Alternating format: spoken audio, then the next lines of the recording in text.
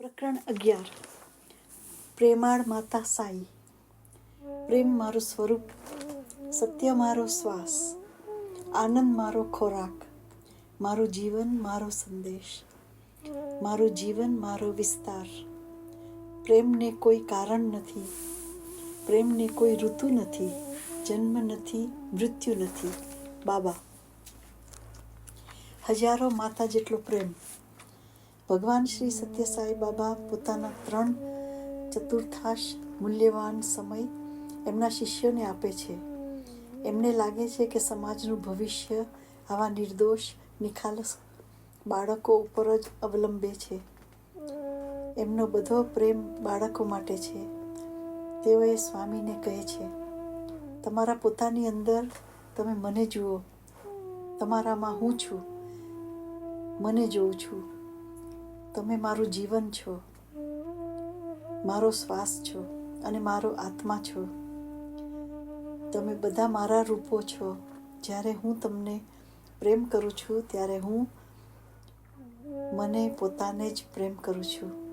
જ્યારે તમે તમને પોતાને પ્રેમ કરો છો ત્યારે તમે મને જ ફક્ત પ્રેમ કરતા હો છો. વેદના માણસને લાગણીવશ કરે છે. એક વખત ભગવાન પોતાના શિષ્યો સાથે વૃંદાવનમાં હતા. એમણે કહ્યું, જ્યારે હું અહીં હોઉં છું ત્યારે તમારું ધ્યાન બીજે દોરવાઈ જાય છે અને અભ્યાસ બરાબર થતો નથી. જો હું પાછો પુટ્ટપર્તી જતો રહું તો તમે બરાબર ભણશો. કાલે સવારે 8:30 વાગે હું પુટ્ટપર્તી જવા નીકળવાનો છું. વિદ્યાર્થીઓએ એમના ચરણનો સ્પર્શ કર્યો અને પ્રાર્થના કરી, સ્વામી કૃપા કરી અહીં રહો, અમે ધ્યાનથી ભણશું. પણ સ્વામીએ નક્કી જ કર્યું હતું, તમારા મા બાપે તમને મારા ભરોસે અહીં મૂક્યા છે. તમને હું ભણવાને બદલે મારી આસપાસ રમતા કેમ જોઈ શકું? કાલે મારે જવું જ જોઈએ. બીજે દિવસે સોમવાર હતો. સવારના 8:30 વાગ્યા હતા.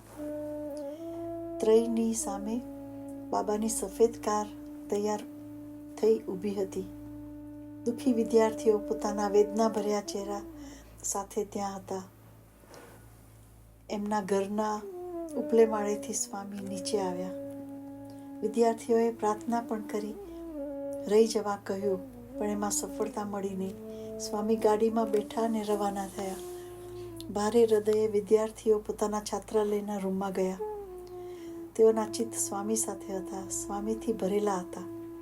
તેઓએ જે વાંચ્યું હતું એ એમના મગજમાં ઉતરતું નહોતું. સ્વામીની ગેરહાજરીથી આખું વાતાવરણ નિર્જીવ, રંગ વગરનું, અંધારું અને શાંત થઈ ગયું હતું. બધા વિદ્યાર્થીઓ પોતાના રૂમમાં જ હતા. શબ્દ નહોતા, અભિવાદન નહોતું, વાતચીત નહોતી, મજા નહોતી, ઉદાસીનતા વગર બીજું કંઈ નહોતું. 15 મિનિટ માંડ વીતી હશે ત્યાં કોઈ વિદ્યાર્થીઓએ બૂમ પાડી, સ્વામી પાછા આવ્યા છે, સ્વામી પાછા આવ્યા છે. બીજા વિદ્યાર્થીને એમ થયું કે એને ભાસ થયો હશે કે બીજા બધા કરતાં એને કલ્પનામાં મોટર આવતી જોઈ હશે. કેટલાકે કુતૂહલથી બારીમાંથી ડોક્યું કર્યું. ત્યાં સ્વામીની મોટર સાચે જ આશ્રમના પટાંગણમાં આવી. 2 વિદ્યાર્થી એની પાછળ દોડ્યા. બસ એટલું પૂરતું હતું. બધા વિદ્યાર્થીઓ પાંખવાળા હરણની જેમ દોડ્યા. સ્વામી હજી તો મોટરમાંથી ઉતરે છે ત્યાં તો બધા વિદ્યાર્થીઓ એમની આસપાસ ફરી વળ્યા. એક બાજુથી અચરજ અને બીજી બાજુથી આનંદ. તેઓનું ગળું રૂંધાતા હતા. સ્વામી આવ્યા અને ઉપર ગયા. વિદ્યાર્થીઓ મૂંગા એકબીજા સામું જોતા ઊભા હતા. શું થયું હશે? સ્વામી પાછા કેમ આવ્યા હશે? કોઈને ખબર નહોતી. પછી સ્વામીએ જ કહ્યું, મેં કહ્યું કે હું જાઉં છું. એટલું જ કહેવાથી જ આટલી બધી ઉદ્વિગ્નતા અને નિરાશા થતી હતી. બધું જ અવ્યવસ્થિત થઈ ગયું. આટલું બધું અવ્યવસ્થિત હતું કે હું મારી ચાવી લેવાની જ ભૂલી ગયો. હું ચાવીઓ લેવા પાછો આવ્યો છું. આ બધું શું છે? સ્વામી ચાવીઓ ભૂલી શકે? બાળકોના હૃદય લાગણી સભર હતા અને અમાપ આનંદિત હતા. એક પણ આંખ વગર પાણીની નહોતી. ચોતરફ શાંતિ હતી. પછી એમને થયું કે સ્વામી ચાવી લઈને જતા રહેશે. એક વિદ્યાર્થીએ અચકાતા પૂછ્યું, સ્વામી અમે સામાન ગાડીમાં મૂકીએ? ખોટો ગુસ્સો બતાવતા એમણે કહ્યું, ના, હું સાંજે જઈશ. પરંતુ વિદ્યાર્થીઓ હોશિયાર હતા. સ્વામીના ગુસ્સા પાછળનું સ્મિત વિદ્યાર્થીઓ જોઈ શકતા હતા. તેઓ એક સાથે બોલી ઉઠ્યા, સ્વામી અહીં રહી જાઓ ને. સ્વામી બોલ્યા, જુઓ, તમારી સાચી પારદર્શક વેદનાએ મને પાછો અહીં ખેંચી લીધો છે. જો તમારે મને અહીં રાખવું હોય તો તમારે ખૂબ મહેનત કરી અભ્યાસ કરવો પડશે. હું ખાતરીથી કહું છું કે હું અહીં રહીશ. હવે અભ્યાસ કરવા મંડી પડો. ભગવાન માટે દુઃખ સહન કરવું પડે. ભગવાનને માટે ખૂબ આતુરતા હોવી, દુઃખ અને યાતના, ભગવાનની તલાશ માટે, આ બધા આધ્યાત્મિકતાના માટે જરૂરી લક્ષણો છે. પ્રેમનું પુષ્પ. એક વખત મુંબઈમાં સ્વામીના ધર્મક્ષેત્રમાં ગયા. ત્યાંના બાલ વિકાસના શિક્ષકો અને વિદ્યાર્થીઓ સ્વામીનું સ્વાગત કરવા બહુ સરસ વ્યવસ્થા કરી હતી. બધા વિદ્યાર્થીઓ વ્યવસ્થિત લાઈનમાં બેઠા હતા. બધાના હાથમાં સ્વામીને આપવાનું ગુલાબનું ફૂલ હતું. સુખદ ધારણાથી તેઓના ચહેરા પ્રફુલ્લિત લાગતા હતા. આ બધામાં એક નાનકડું બાળક હતું. બાળ વિકાસ સંસ્થામાં પ્રવેશ માટે એ હજી ઘણું નાનું હતું. એ બીજાઓ સાથે તેમજ વર્ગમાં આવતું હતું અને કેટલાય શ્લોકો મોઢે આવડી ગયા હતા. એ આગળ બેસવા માટે ઘણો નાનો હતો, એટલે શિક્ષકે એને પાછળ બેસાડ્યો હતો. એને ગુલાબનું ફૂલ પણ હાથમાં નહોતું આપવામાં આવ્યું. એના નિરાશ ચહેરા પર વેદના જણાતી હતી. બધાની જેમ એને પણ સ્વામીને ફૂલ આપવું હતું, એટલે એને કોઈએ ફૂલ આપવા વિનંતી કરી, પણ કોઈ એને ફૂલ આપ્યું નહીં. સ્વામી ત્યાં આવ્યા. ફૂલ ધારણ કરેલા બાળકો, વિદ્યાર્થીઓની લાઈનમાં એ ચાલતા હતા. એમણે એમને આપેલા દરેક ફૂલનો સ્પર્શ કર્યો અને દરેક વિદ્યાર્થીને આશીર્વાદ આપ્યા. પેલું નાનકડું બાળક સ્વામીને દરેક હાવભાવ જોતું હતું, સ્વામીના દરેક પગલું જોતું હતું. ધીરેથી એ પહેલી લાઈનમાં જતું રહ્યું અને સ્વામી હવે તેની પાસે આવ્યા. એક ક્ષણે બાળકે નાનકડું ઘાસનું ફૂલ જોયું, એ ચૂંટી લીધું અને પોતાના હાથમાં પકડી રાખ્યું. પછી જ્યારે સ્વામી એની સાવ સામે આવ્યા ત્યારે તેણે પોતાના નાના હાથ ઊંચા કર્યા અને પ્રેમથી અસામાન્ય ફૂલની ભેટ સ્વામીના ચરણોમાં ધરી. સ્વામીએ મધુર હાસ્ય કર્યું. સાદી ભેટને સ્વીકારી અને મૃદુતાથી એના કોમળ આંગળા દબાવ્યા. આ નાના બાળકની લાગણી જોઈને સ્વામીએ એને વાલથી થાબડ્યો અને થોડીક વાતો પણ કરી. જ્યારે બીજાએ આપેલા ગુલાબના સ્વામીએ ફક્ત સ્પર્શ જ કર્યા હતા, પણ નાના બાળકે અર્પણ કરેલું ઘાસનું ફૂલ એમણે પ્રેમથી હાથમાં પકડ્યું હતું. પછીથી સભા 3 કલાક ચાલી. પછી સ્વામી બહાર આવ્યા, ભેગા થયેલા સૌને આશીર્વાદ આપ્યા અને પેલું નાનું ઘાસનું પ્રેમનું ફૂલ 3 કલાક પહેલા એમને નાના બાળકે આપ્યું હતું, એ હજી એવું ને એવું જ તાજું હતું. ભગવાન શ્રી સત્ય સાઈ ભક્તના હૃદયના ઊંડાણમાં જે આતુરતા અને વેદના છે તે જાણે છે અને એનો જવાબ પણ આપે છે. મારા માટે એક આંસુ પાડો. આ ઘટના 1976માં બની હતી. સ્વામી વૃંદાવનમાં હતા. કેટલાક એન્જિનિયરો નવા બાંધકામના નકશા લઈને અહીં ત્યાં ફરતા હતા. શ્રી સત્યસાઈ ભેગા થયેલા જન સમુદાયને દર્શન આપવા બહાર આવ્યા. એમની આજુબાજુ જે વિદ્યાર્થીઓ હતા એમણે કહ્યું, મારા વાલા બાળકો, હું તમારા માટે નવી હોસ્ટેલ બંધાવું છું. એ જરા મોટી અને આરામદાયક હશે. આપણી કોલેજના મકાનની પાછળ થોડેક દૂર આ હોસ્ટેલ બાંધશું. સ્વામી બધાને કહેતા હતા. એક છોકરાએ કહ્યું, સ્વામી, અમને અહીં પણ ઘણું ફાવે છે. અહીં અમને સુખ અને સંતોષ છે. સ્વામી, અમારે નવી હોસ્ટેલ નથી જોઈતી. આ વૃંદાવન અમારું ઘર છે. સ્વામીએ સમજાવ્યું, મારા વાલા વિદ્યાર્થીઓ, તમે વૃંદાવનને તમારું ઘર ગણો છો એ સારું જ છે અને તમે ત્યાં ગોઠવાઈ ગયા છો એ જાણી હું ખુશ થયો છું. પણ નાના વિદ્યાર્થીઓ છતાં પણ તમને જગ્યા માટે આમ તેમ ખેંચાખેંચી કરતા મારાથી નથી જોવાતું. તમને આરામ અને સુવિધા આપવી એ મારી ફરજ છે. આવતા ગુરુવારે હોસ્ટેલના નવા મકાનોનો પાયો નાખશું. આમ કહી પછી તેઓ આગળ ચાલ્યા, ખુલ્લા મેદાન તરફ જતા, જ્યાં જન સમુદાય દર્શન માટે રાહ જોતા ઊભો હતો. સ્વામીએ બધાને આશીર્વાદ આપ્યા. 48 કલાક પછી પાયો નાખવાની વિધિ થવાની હતી. એન્જિનિયર્સ બધા વ્યસ્ત હતા, પરંતુ વિદ્યાર્થીઓ નિરાશ હતા. તેઓને ખબર પડતી નહોતી કે શું કરવું. બીજે દિવસે જ્યારે બાબા હોસ્ટેલમાં આવ્યા ત્યારે બધામાં જે સૌથી નાનો છોકરો હતો એણે બાબાના હાથમાં એક પત્ર આપ્યો. એમણે એ પત્ર વાંચ્યો અને નાના છોકરા સામું પ્રેમાળ સ્મિત કર્યું અને પછી એમની ખુરશી પર બેઠા અને ગૃહપતિને બોલાવવા મોકલ્યા. જ્યારે તેઓ આવ્યા ત્યારે સ્વામીએ એ કાગળ અને વાંચવા આપ્યો. મોટેથી વાંચવા કહ્યું. પત્રમાં આમ લખ્યું હતું: વાલા સાઈ માતા, તમારા ચરણ કમળમાં અમારા નમ્ર પ્રણામ. તમે અમારાથી નાખુશ છો? તમને શાંતિ ગમે છે એને અમે દોડી નાખીએ છીએ? અમે શિસ્ત નથી પાડતા? કોઈના પર કાબુ વગર અમે વર્તન કરીએ છીએ? એમ થતું હશે. નહીંતર વૃંદાવનમાં આવા સુંદર વાતાવરણમાંથી અમને દૂર શા માટે કાઢો છો? શા માટે તમે નવી હોસ્ટેલ બહુ દૂર બંધાવવાનો આગ્રહ કરો છો? વૃંદાવન સરસ જગ્યા છે. એણે અમને તમારો મીઠો હૂંફાળો પ્રેમ આપ્યો છે અને તમારી વધારે નજીક લાવ્યા છે. ભગવાન પણ આવો પ્રેમ પામવા ઈચ્છા રાખે. હાર્દિક પ્રેમ અને વાલ તમારા બાળકો. કોઈ પણ રીતે નવી હોસ્ટેલ વૃંદાવનથી બહુ દૂર બાંધવાની નિશ્ચિત હો તો મહેરબાની કરીને તમારું નિવાસ સ્થાન ત્યાં બાંધશો અને અમારી નજીક રહેશો. ગૃહપતિએ કાગળ પૂરો વાંચી લીધો ત્યારે બધા વિદ્યાર્થીઓના આંખમાં આંસુ હતા. એકી શ્વાસે બધા બોલી ઉઠ્યા, સ્વામી, અમારી વિનંતી માન્ય રાખજો. આ દ્રશ્ય જોઈને ભગવાનનું હૃદય દ્રવી ગયું.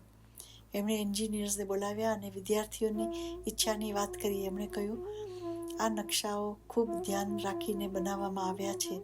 વળી પાયો નાખવાને પણ હવે બહુ સમય નથી. પણ વિદ્યાર્થીઓએ એક અવાજે કહ્યું, એમને કહ્યું કે વૃંદાવન અમારું ઘર હોવું જોઈએ. વિદ્યાર્થીઓના વિચાર જોઈને સ્વામીએ નકશા ફરી કરવાનો નિર્દેશ આપ્યો. નવી હોસ્ટેલ. ત્યારે એક વિદ્યાર્થીએ કહ્યું, સ્વામી, તમે અમારા માટે ઘણું કરો છો. અમારી પાસે તમને અર્પણ કરવાનું કંઈ નથી. સ્વામીએ જવાબ આપ્યો, તમારા ગાલ ઉપરના હર્ષાશ્રુના ટપકા પડે છે. બસ મને એ જ જોઈએ છે.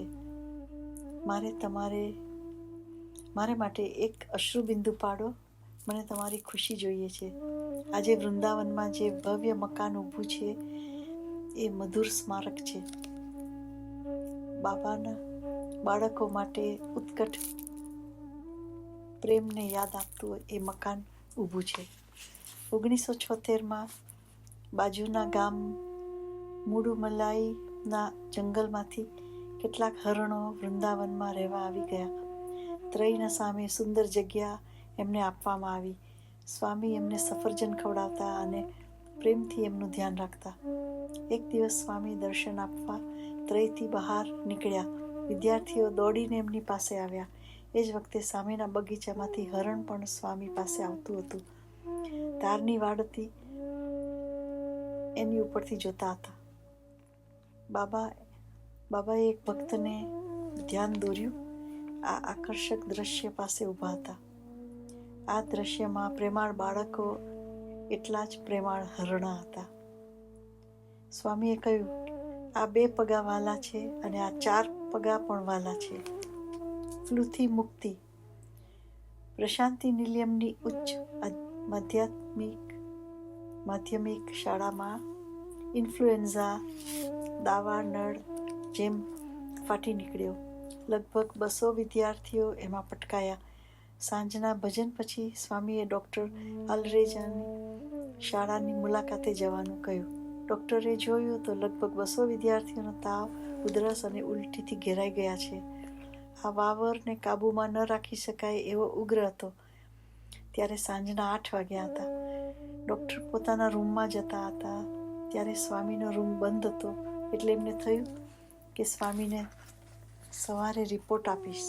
8:30 વાગે કોઈ સ્વયંસેવક એમને બોલાવવા આવ્યો. સ્વામી તમારી રાહ જુએ છે. ડૉક્ટર જલ્દી સ્વામી પાસે પહોંચ્યા. બાબાએ કહ્યું, હું તમારી રાહ જોતો હતો. તમે હોસ્પિટલમાંથી આવતા તરત કેમ ના આવ્યા? ડૉક્ટર જવાબ આપ્યો, સ્વામી હું પાછો જતો હતો ત્યારે 8 વાગ્યા હતા. મને થયું તમારા બારણા બંધ થઈ ગયા હશે. ત્યાં 200 વિદ્યાર્થીઓ ફ્લૂમાં પટકાયા છે. આ ફેલાવો કેમ રોકવો? મને તો અશક્ય લાગે છે. મને લાગે છે કે આ કક્ષાએ કોઈ દવા અસર નહીં કરે. માત્ર તમે જ તેઓને બચાવી શકો છો. બીજી સવારે બાબા શાળામાં અને હોસ્પિટલમાં ગયા. તેઓ એક વરંડા અને ક્લાસરૂમમાં ગયા. પ્રિન્સિપાલે કહ્યું કે બરોબર સાફ નથી, તો પણ બાબા ઉપરની અગાશી ઉપર ગયા. પછી સ્વામીએ સ્ટેનલેસ સ્ટીલની ડોલમાં પાણી મંગાવ્યું. એમણે વિભૂતિ કાઢી અને ડોલમાં પુષ્કળ વિભૂતિ નાખી. એમણે શિક્ષકોને કહ્યું કે આ ડોલને આજુબાજુ લઈ જાઓ અને દરેક શિક્ષકને અને દરેક વિદ્યાર્થીને આપો. ત્યાર પછી એ રોગ વધારે ફેલાયો નહીં. 4 દિવસમાં દરેક દર્દી એકદમ સાજો થઈ ગયો. સ્વામીની વૈદ્યકીય સારવાર નવાઈ ઉપજાવે અને ન પામી શકાય એવી હોય છે. આધ્યાત્મિક શિક્ષણની સર્વોચ્ચતા. આપણે ભગવાનને શેની પ્રાર્થના કરવી જોઈએ? સાંસારિક ધન અને મોજ મજા માટે નહીં, ભૌતિક ચીજો માટે નહીં, મિલકત માટે નહીં, પરંતુ ભગવાનને જ મેળવવા પ્રાર્થના કરવી જોઈએ. ભગવાન પાસેથી બધા આશીર્વાદ મળે છે. જે શિક્ષણથી ભગવાન માટે આતુરતા જાગે છે એને આધ્યાત્મિક શિક્ષણ કહેવામાં આવે છે. યશોદા પોતાના લીલા કરતા પુત્ર પાછળ શા માટે ગઈ હતી એ વાત સ્વામીએ એક વખત કહી. એમણે કહ્યું કે યશોદાએ એક હાથમાં માખણનો પિંડો લીધો અને કૃષ્ણને લલચાવવા માટે પિંડો બતાવ્યો અને બીજા હાથમાં લાકડી હતી પાછળ રાખ્યો હતો. નાનું બાળક જ્યારે માખણ લેવા પાસે આવે ત્યારે એને લાકડીના 2-3 ઘા કરી મારવો. આ રીતે પોતાના સ્વચ્છંદ બાળકને સીધો કરતી હતી. ભગવાન શ્રી સત્ય સાઈ આ જ રીતે આપણી પાસે આવી પહોંચે છે અને ખુલ્લા હાથમાં દુન્વયી શિક્ષણ અને સંતાડેલા હાથમાં આધ્યાત્મિક શિક્ષણ એની કોલેજો, સંસ્થાઓ અને યુનિવર્સિટીમાં છોકરા અને છોકરીઓ પ્રવેશ મેળવવા આતુર હોય છે. સ્વામી એમને આવકારે અને દુન્વયી શિક્ષણ સાથે સાથે આધ્યાત્મિક શિક્ષણ આપે છે. સામાન્ય વ્યક્તિ પણ ધીરે ધીરે આ રીતે સંસ્કૃત થતો જાય છે. થોડા વખતમાં આવા શિક્ષણની સમય જતાં માણસ ખરેખર સમજણો ડાયો થઈ જાય છે. સ્વામીના અવર્ણનીય પ્રેમનું એ પરિણામ છે. બાબાની શિક્ષણ સંસ્થામાં વિદ્યાર્થીને બાલ મંદિરથી અનુસ્થાનક સુધીનું શિક્ષણ સાવ મફત આપવામાં આવે છે. Shri Sathya Sai institute of higher learning જે ડીમ્ડ યુનિવર્સિટી છે એમાં MBA, MFM, MTech કમ્પ્યુટર્સના કોર્સ શરૂ કરવામાં આવ્યા છે. સામાન્ય સ્નાતક લેવલના અભ્યાસક્રમો આર્ટ્સ, સાયન્સ અને કોમર્સ ને ઉપરાંત અનુસ્નાતક ધોરણના અભ્યાસક્રમો આર્ટ્સમાં અને સાયન્સમાં ચલાવવામાં આવે છે. ડૉક્ટર એટલે સંશોધનને લગતો અભ્યાસ કરવો હોય અને તેની પણ સગવડ છે. મોટા સ્વચ્છ વિશાળ હવા આવે કેટલાક મકાન બાંધવામાં આવ્યા છે. કરોડો રૂપિયાના ખર્ચે એક સ્ટેટ ઓફ ધ આર્ટ પ્લેનેટોરિયમની સ્થાપના કરી ગોઠવી છે. યુનિવર્સિટીમાં પટાંગણમાં નવેમ્બર 2001 નવી મ્યુઝિક કોલેજનું ઉદ્ઘાટન કરવામાં આવ્યું છે. આ બધા બાબાના બાળકો પ્રત્યેના પ્રેમના પ્રતીક રૂપે છે. આવા બધા દુન્વયી શિક્ષણ સાથે બાબા ખાતરી આપે છે કે વિદ્યાર્થીઓને આધ્યાત્મિક શિક્ષણ પણ આપશે જ. મારા વિદ્યાર્થીઓ જ મારી સકલ સંપત્તિ છે. 22મી નવેમ્બર 1981ના દિને Shri Sathya Sai institute of higher લર્નિંગનું ઉદ્ઘાટન કર્યું. સ્વામીએ વિદ્યાર્થીઓને સંબોધન કર્યું. એમણે કહ્યું, વિદ્યાર્થીઓએ મૂળ જેવા બનવું જોઈએ, એટલે એમાંથી દુનિયા માટે શાંતિ અને સલામતીના વૃક્ષો ઉગશે. મારો હેતુ આ મૂળિયાને પાણી પાવાનો છે. હું મને પોતાને વિદ્યાર્થીઓને શરણે ધરી દઉં છું. મને તેઓમાં ખૂબ જ શ્રદ્ધા છે. તમે કોઈને પણ પૂછો, સાંઈબાબાને નામે કેટલી મિલકત છે? તમને કહેવામાં આવશે, અરે એમની પાસે કેટલા બધા મકાનો છે, કેટલી બધી જમીન છે, વગેરે વગેરે. એ બધી મૂડીની કંઈ કિંમત નથી. મારી એકમાત્ર મિલકત બાળકો સિવાય કોઈ નથી. એવા કેટલાય છે જેઓ સાદા સત્યને સમજતા નથી. આવા કમનસીબ માણસો કે જેઓ પોતાની એક માતાના પ્રેમને સમજી નથી શકતા, એ કોઈ દિવસ હજારો માતાનો પ્રેમ કેવી રીતે સમજી શકશે? શ્રી સત્યસાઈનો બીજો ઉચ્ચ અમર્યાદિત ગુણ ધૈર્યનો છે. તેઓ કહે છે, અસંખ્ય લોકો મારી ટીકા કરે છે. એવા કેટલાય છે કે તેઓ મને જાત જાતના નામે બોલાવે છે. કેટલી જાતની હલકટ વસ્તુઓ મારા માટે લખે છે. છાપામાં પણ ગંદી વાત લખે છે. હજારો પત્રિકાઓ મારી વિરુદ્ધમાં છપાઈ છે. આ બધા માણસો માટે મારો એક જ જવાબ છે, મારું હાસ્ય, જે સર્વ રીતે મલિનથી પણ છે. તેને માટે આ હલકા પ્રત્યાઘાતો છે. ફળ હોય એ જ ઝાડને પથરાનો માર પડે છે. કેટલાક માણસો સ્વભાવથી જ ઈર્ષાળુ, અસહિષ્ણુ હોય છે. જેમ જેમ સત્યસાઈ સંસ્થાઓનો વિકાસ થાય છે, તેમ તેમ સત્યસાઈ મહાશાળાઓ વધતી જાય છે અને એવો ઈર્ષા, જૂઠાણા અને આક્ષેપો વધતા જાય છે. એ લોકો ખોટી ખોટી વાત કરતા હોય છે. આવી ગંદી પ્રવૃત્તિમાં બાળકોને પણ સંડોવવામાં આવે છે. પરમાત્મા સ્વરૂપલારા આવા નાના મનના માણસને શું કહેવું? ભલે ને આખી દુનિયા એક થઈ જાય તો પણ મને કોઈ નુકસાન નહીં થાય. મારું અંતર સદા નિર્મળ છે. મારે કોઈ સ્વાર્થ વૃત્તિ નથી. મારે મારું કંઈ નથી. આ મારું સત્ય છે. જેણે ગુનો કર્યો હોય એને બીક હોય. ખોટું ન કરનારા સિંહે શા માટે ડરવું જોઈએ? હું જે કંઈ કરું છું એ જગતના કલ્યાણ માટે જ કરું છું, મારે માટે નહીં. હું આવા સત્યથી જાગૃત છું. એથી હંમેશા હું આનંદમય છું. હું અખંડ આનંદ. રમતિયાળ સ્વામી 1983ના સત્યસાઈ કોલેજના વિદ્યાર્થીઓએ વૃંદાવનમાં કલ્યાણ મંડપમાં વિજ્ઞાનનું પ્રદર્શન ગોઠવ્યું હતું. શ્રી ગોવિંદ નારાયણ તે વખતના કર્ણાટક ગવર્નર સ્વામીના દર્શન કરવા વૃંદાવન આવવાના હતા. બાબા પોતાના સાથે એમણે પણ પ્રદર્શન જોવા લઈ આવ્યા.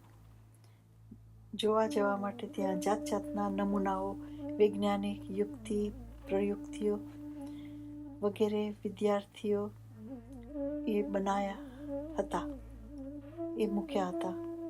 એક નમૂનો એવો હતો જેમાં એલાર્મ વાગે એવું હતું. પ્રકાશનું કિરણ એક છેડેથી બીજે છેડે જતું હોય અને એમાં વચ્ચે જો હાથ મૂકવામાં આવે તો એલાર્મ વાગે. સ્વામી બધે જોતા જોતા આ સાધન પાસે આવ્યા અને આવી પહોંચ્યા. જે વિદ્યાર્થીએ બનાવ્યું હતું એને કહ્યું, સ્વામી તમારો હાથ અહીં મૂકો અને એલાર્મ વાગશે. સ્વામી એમ કર્યું પણ એલાર્મ વાગ્યું નહીં. વિદ્યાર્થી મૂંઝાયો. એને થયું, સ્વામી 1 મિનિટ, કંઈ આમાં ભૂલ થઈ ગઈ લાગે છે. હું હમણાં સરખું ગોઠવી દઈશ. એને ટપાર્યું અને પોતાના હાથે બે છેડા વચ્ચે મૂક્યો અને એલાર્મ વાગ્યું. હવે શ્રદ્ધાથી વિદ્યાર્થી સ્વામીને બોલાવી લાવ્યો અને વચમાં હાથ મુકાવ્યો. એણે ફરી વાર કર્યું પણ એલાર્મ ન વાગ્યું. વિદ્યાર્થી હવે તો ખરેખર ગૂંચવાઈ જ ગયો.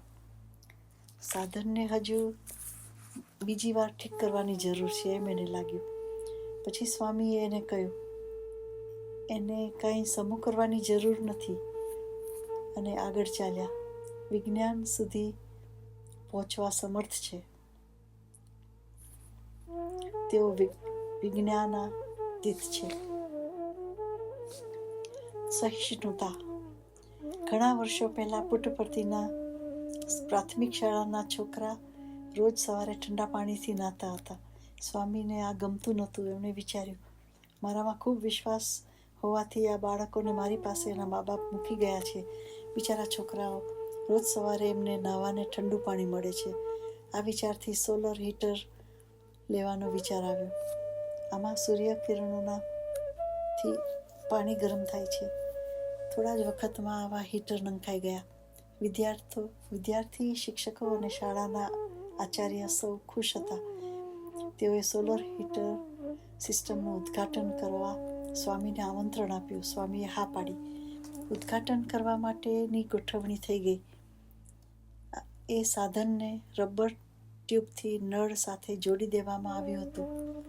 જ્યારે સ્વામી આવે અને નળને ઉગાડશે ત્યારે પાણી નીચે મૂકેલી ડોલમાં પડશે. તેઓએ ખૂબ રાહ ન જોવી પડી. સ્વામી આવ્યા અને નળ ઉગાડ્યો. કમનસીબે રબર ટ્યુબ એ જ વખતે છૂટી પડી ગઈ અને ગરમ પાણીનો ધોધ સ્વામીના મોઢા પર અને કપડા પર આવી પડ્યો. અચાનક અને પહેલાં ક્યારેય ન જોયેલો એવો અકસ્માત જોઈને બધા સ્થિર થઈ ગયા હતા. ચોતરફ ન ગમતી શાંતિ. પરિસ્થિતિને સુધારવા કોઈ ઊભું થયું કારણ કે જોનારા સ્તબ્ધ થઈ ગયા હતા. સ્વામી એમનું દુઃખ સમજી ગયા. એ આ શાંતિ ભાગવા માટે હસ્યા અને કહ્યું, ઉદ્ઘાટન સ્નાન મેં કરી લીધું છે. સ્વામીનું હાસ્ય અને સુંદર ટકોરથી બધાને હાશ થયો. તેઓના હૃદય હળવા થયા. હવે તો લોકોએ શાંતિનો શ્વાસ લીધો અને બધા સ્વામીના હાસ્યમાં જોડાઈ ગયા. બાબા સદા દયાળુ છે. એ ગુસ્સો કરતા નથી.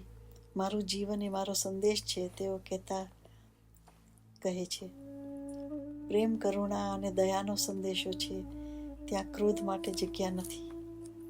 બાબાના સાનિધ્યના લાભો. એક વખત સ્વામી કોડાઈ કેનાલમાં હતા. પોતાના ઓરડામાં બેસીને એમના દર્શન માટે બહાર એકત્ર થયેલા ટોળાને જોતા હતા. કેટલાક વિદ્યાર્થીઓ એમના ચરણની આસપાસ બેઠા હતા. સ્વામીએ એમને કહ્યું કે તમે કેવા નસીબદાર છો, એનું તમને ભાન થયું. હજારો લોકો મારા દર્શન માટે ઊભા છે અને તમે મારા ચરણની સેવા અહીં કરો છો, પણ તમને ખબર નથી તમે કેટલા નસીબદાર છો. તે તક હું તમને આપું છું. તમે મારી સાનિધ્યમાં રહી શકો.